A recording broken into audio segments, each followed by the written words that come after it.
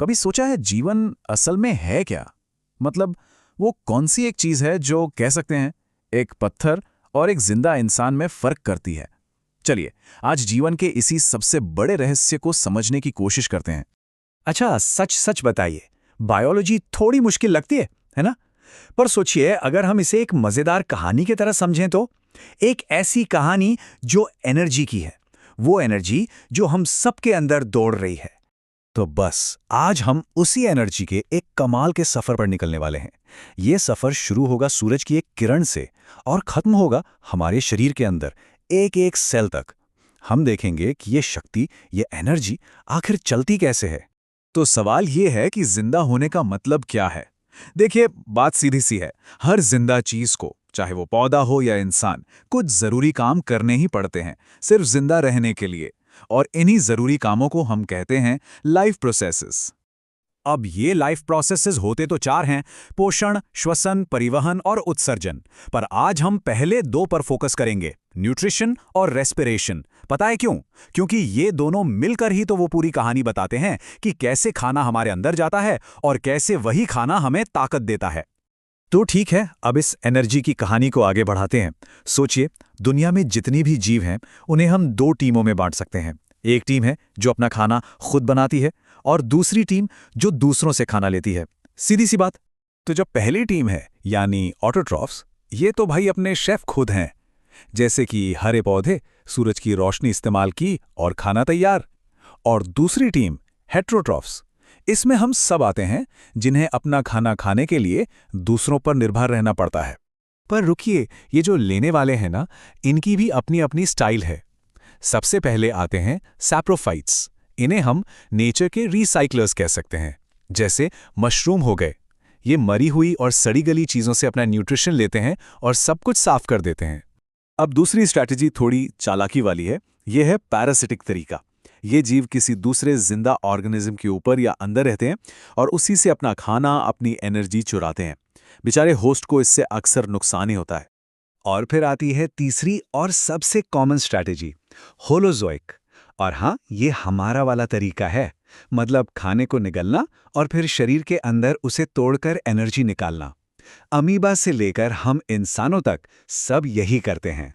तो देखा, खाना खाने के कितने अलग अलग तरीके हैं नेचर में। है ना कमाल की बात? चलिए, अब जब ये समझ आ गया है तो अब हम उस खाने का पीछा करते हैं जो हमारे शरीर के अंदर गया है। तो अब यहां से शुरू होता है असली रोमांच। हम जूम इन करने वाले हैं सीधे ह्यूमन डाइजेस्टिव सिस्टम के अंदर। देखते हैं कि हमारे खाए हुए उस एक निवाले के साथ आखिर होता क्या क्या है। हमारा जो डाइजेस्टिव सिस्टम है ना, वो किसी एडवांस्ड फैक्ट्री से कम नहीं है। इस फैक्ट्री में मेनली 4 स्टेशंस हैं।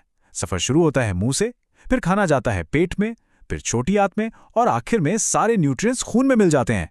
लेकिन ये पूरी फैक्ट्री चलती कैसे है? इसे चलाते हैं हमारे डाइजेशन के सुपर हीरोज। ये कुछ खास केमिकल्स होते हैं जिन्हें हम एंजाइम्स कहते हैं। हर सुपर हीरो का अपना एक फिक्स काम है और वो अपना काम बिल्कुल सही टाइम पर, सही जगह पर करता है। तो दिन के आखिर में होता क्या है? चाहे हमने कुछ भी खाया हो, कार्बोहाइड्रेट्स, प्रोटीन्स या फैट्स, हमारा शरीर उसे बिल्कुल सिंपल छोटे छोटे टुकड़ों में तोड़ देता है। मतलब कार्बोहाइड्रेट्स बन जाते हैं ग्लूकोज, प्रोटीन्स बन जाते हैं अमीनो एसिड्स और फैट्स बन जाते हैं फैटी एसिड्स। बस यही वो भाषा है जो हमारे सेल्स समझते हैं। ठीक है, तो खाना पच गया और ग्लूकोज बन गया। पर सवाल यह है कि सेल इस ग्लूकोज का करता क्या है? मतलब इससे असली एनर्जी, वो पावर जो हमें चाहिए, वो कैसे बनती है? अच्छा, यहाँ एक बहुत कॉमन कंफ्यूजन को दूर करते हैं। सांस लेना मतलब ब्रीदिंग और रेस्पिरेशन एक चीज नहीं है। सांस लेना तो बस ऑक्सीजन अंदर लेना और कार्बन डाइऑक्साइड बाहर छोड़ना है। पर असली जादू, असली खेल तो सेल्स के अंदर होता है और उसे ही कहते हैं रेस्पिरेशन। तो अब वो जो ग्लूकोज बना था ना, वो पहुंचता है अपनी फाइनल डेस्टिनेशन पर, सेल के अंदर मौजूद पावर हाउस में, जिसे हम माइटोकॉन्ड्रिया कहते हैं। असली एनर्जी यहीं पर अनलॉक होगी। और इस प्रोसेस के आखिर में ग्लूकोज बदल जाता है एटीपी में। अब ये एटीपी क्या है? इसे समझिए हमारे शरीर की एनर्जी करेंसी। जैसे हमें कुछ खरीदने के लिए पैसे चाहिए, वैसे ही हमारे सेल्स को कोई भी काम करने के लिए एटीपी चाहिए। सोचना, चलना, बोलना, हर काम का पेमेंट एटीपी से ही होता है। और पता है इस कहानी का असली हीरो कौन है? ऑक्सीजन।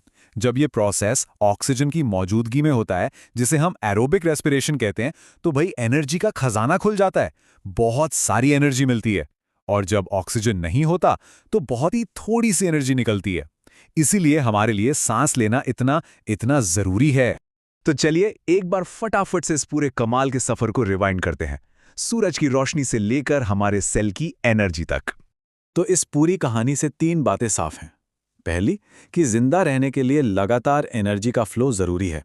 दूसरी, ये एनर्जी सूरज से पौधों में और पौधों से हम तक पहुंचती है। और तीसरी, हमारा शरीर एक एक्सपर्ट मशीन है जो खाने को हमारे सेल्स के लिए परफेक्ट फ्यूल यानी एटीपी में बदल देता है। और आखिर में एक सवाल, अगर ये सारी प्रक्रियाएं, ये एनर्जी का फ्लो एक पल के लिए भी रुक जाए तो क्या होगा? शायद यही वो अदृश्य सफर है जो एक जिंदा चीज को किसी बेजान चीज से अलग बनाता है।